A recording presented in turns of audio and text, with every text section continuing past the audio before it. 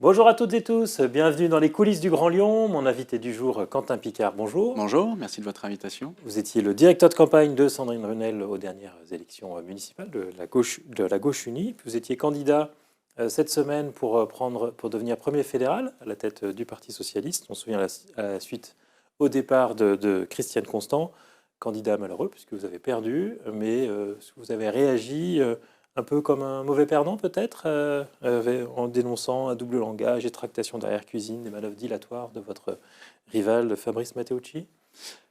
Nous, on est parti d'un constat, c'est qu'à l'heure où l'engagement militant et politique en particulier est décrié, on a besoin de convictions claires, d'une ligne politique claire.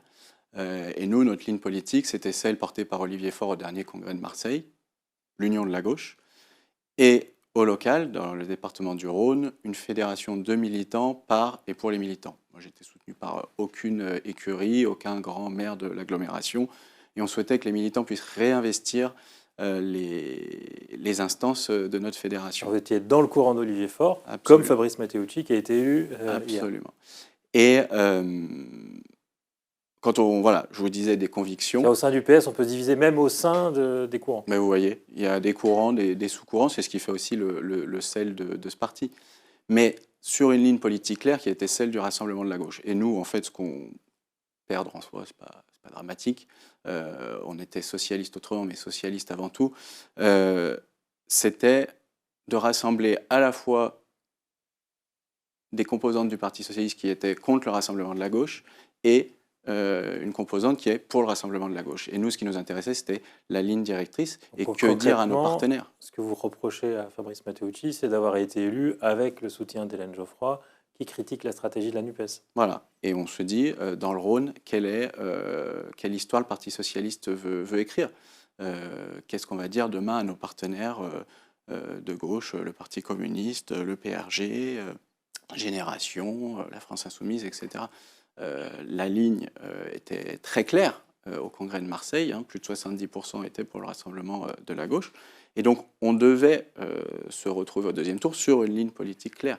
Et en fait, des manœuvres, des calculs, des stratégies de conservation du pouvoir ont fait que, voilà, j'ai appelé l'alliance de la carpe et du lapin, se sont réunis dès le premier tour pour pouvoir écraser le débat. Mais ce n'est pas une bonne nouvelle de voir les différentes composantes du PS se rassembler après justement les congrès qui ont été quand même des drames à l'échelle du PS.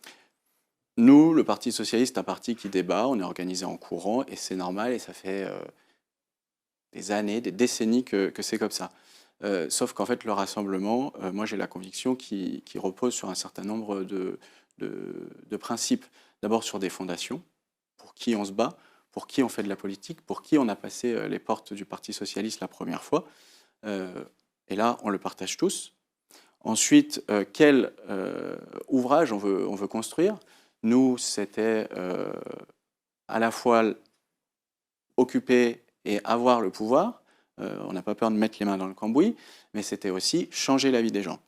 Et aujourd'hui, si le Parti socialiste est dans cette situation, c'est peut-être que trop souvent, on a été de froids technocrates, de froids gestionnaires et qu'on n'a pas suffisamment changé la vie des gens. Et puis, la dernière chose, c'est un peu le second œuf, c'est le choix des couleurs, plutôt bleu pour le TO1, plutôt rouge pour le TO2. Mais ça, c'est finalement la ligne politique qui doit transparaître. On peut avoir des divergences d'analyse, d'appréciation, mais sur la ligne politique, c'est trop important. Et aujourd'hui, on le voit avec la loi immigration, avec la réforme des retraites, la gauche, quand elle est unie, elle dit des choses et elle peut porter un projet ambitieux et donc, effectivement, changer la vie des gens. La gauche ne sera pas unie aux prochaines européennes. Non, et je le regrette. On le voit dans toutes les intentions de vote.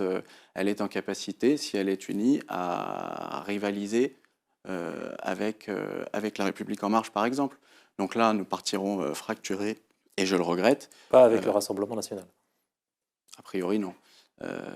Mais nous avons vocation à pouvoir porter un projet. Qu'est-ce qui fait que le Rassemblement national arrive à imposer ces thèmes dans le débat public et plus du tout le Parti socialiste, on n'entend aucune proposition en réalité? Oui, vous avez raison. Il y a encore quelques temps, le Parti socialiste, c'était des grands principes.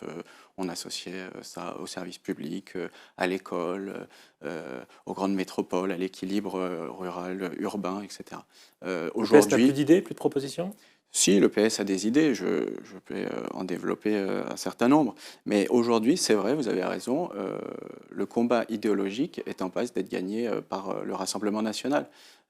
Et quand un président de la République en 2017 se fait élire sur il va falloir faire barrage au Front National et après mon quinquennat, on n'entendra plus parler de l'extrême droite.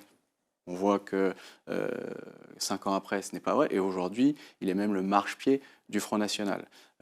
Donc finalement, le combat des idées du Front National a même gagné à l'Assemblée nationale. Si vous parlez de la loi immigration, est-ce que Absolument. vous ne regrettez pas que la gauche finalement ait voté la motion de censure préalable la semaine dernière pour aboutir au final à une loi beaucoup plus dure que celle qui était imaginée au départ?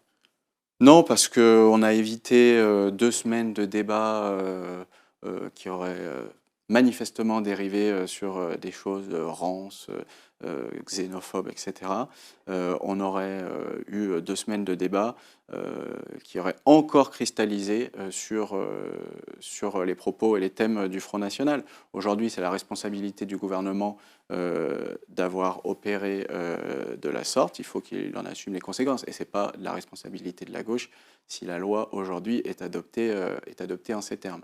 Et alors enfin, pour finir, des idées du Parti socialiste, vous en promettez depuis tout à l'heure?